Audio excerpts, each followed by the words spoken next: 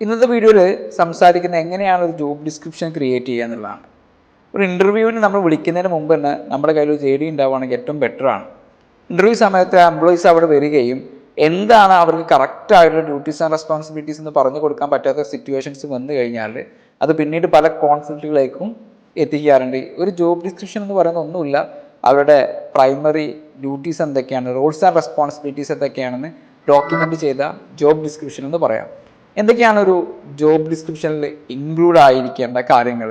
ഒരു job brief വേണം. ആ ജോബ് ബ്രീഫിൽ ഏത് പൊസിഷനിലേക്കാണ്, ജോബ് ടൈറ്റിൽ എന്താണ്, HR ആണോ, അക്കൗണ്ടൻ്റ് ആണോ, മാർക്കറ്റിംഗ് എക്സിക്യൂട്ടീവ് ആണോ, ടീച്ചറാണോ, ഏത് രീതിയിലേക്കാണ് നിങ്ങൾ ജോബ് പോസ്റ്റ് എന്ന് പറയുന്നത്.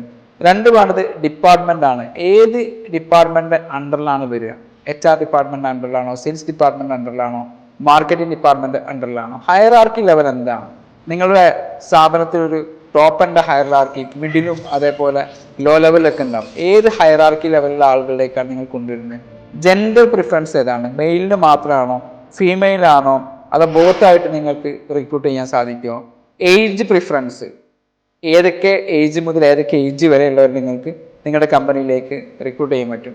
പേ സ്ട്രക്ചർ എത്രയാണ്? എത്ര രൂപ മുതൽ എത്ര രൂപ വരെയാണ് നിങ്ങൾക്ക് സാലറി അതിൽ ഇൻക്ലൂഡ് ചെയ്യാൻ സാധിക്കുക?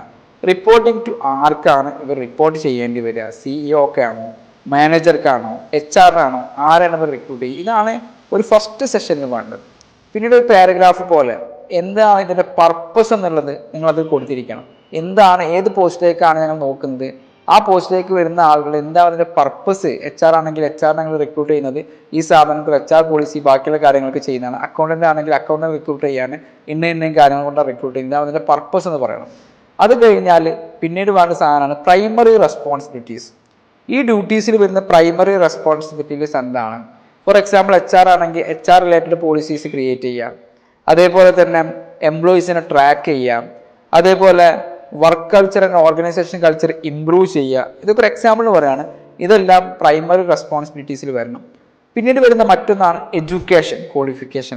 എന്താണ് അവർക്ക് വേണ്ട എഡ്യൂക്കേഷൻ ക്വാളിഫിക്കേഷൻ? മിനിമം വേണ്ട എഡ്യൂക്കേഷൻ ക്വാളിഫിക്കേഷൻ എന്താണ്?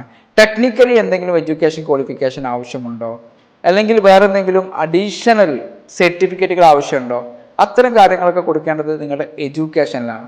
വേറെ ഒന്ന് എക്സ്പീരിയൻസ് ആണ്. മിനിമം എത്ര വർഷത്തെ എക്സ്പീരിയൻസ് വേണം, അല്ലെങ്കിൽ എത്ര വർഷത്തെ എക്സ്പീരിയൻസിന് ഇൻബിറ്റ്വീനുള്ള ആളായിരിക്കും എന്നുള്ളത് ജോബ് ഡിസ്ക്രിപ്ഷനിൽ വേണം.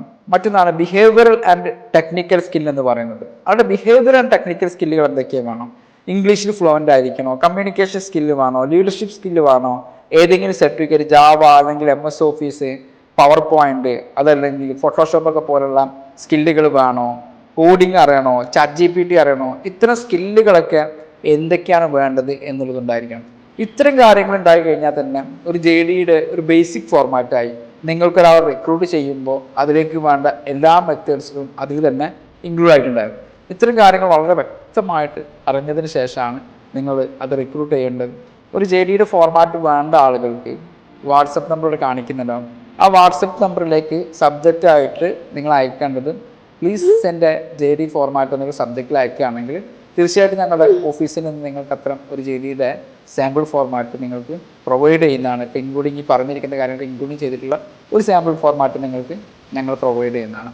ഇത്തരം ഒരുപാട് സ്റ്റാഫ് മാനേജ്മെൻറ്റുമായിട്ട് ബന്ധപ്പെട്ട നിങ്ങളുടെ പ്രൊഡക്ടിവിറ്റി ഇമ്പ്രൂവ് ചെയ്യാനുള്ളത് എല്ലാ കാര്യങ്ങളും വരും. മാർക്കറ്റിങ്ങും സെയിൽസും ഒരു ഓഫീസിലേക്ക് വേണ്ട എല്ലാ കാര്യങ്ങളും ഞങ്ങളുടെ ക്ലാരിറ്റി മെൻറ്റർ എന്നുള്ള ഈ ചാനലിൽ ഭാവിയിൽ അപ്ലോഡ് ചെയ്തുകൊണ്ടേയിരിക്കും. എൻ്റെ പേര് Saif Valapra, the clarity mentor and habit transformation coach. ഈ ഹാബിറ്റ് ട്രാൻസ്ഫോർമേഷനും ബിസിനസ്സിൽ ക്ലാരിറ്റി ലഭിക്കുന്നതിനും നിങ്ങളുടെ പേഴ്സണൽ ഡെവലപ്മെൻറ്റ് ക്ലാരിറ്റി ലഭിക്കുന്നതിനൊക്കെയായിട്ട് ബന്ധപ്പെട്ട് ഒരുപാട് വീഡിയോസ് ഞങ്ങൾ അപ്ലോഡ് ചെയ്യും.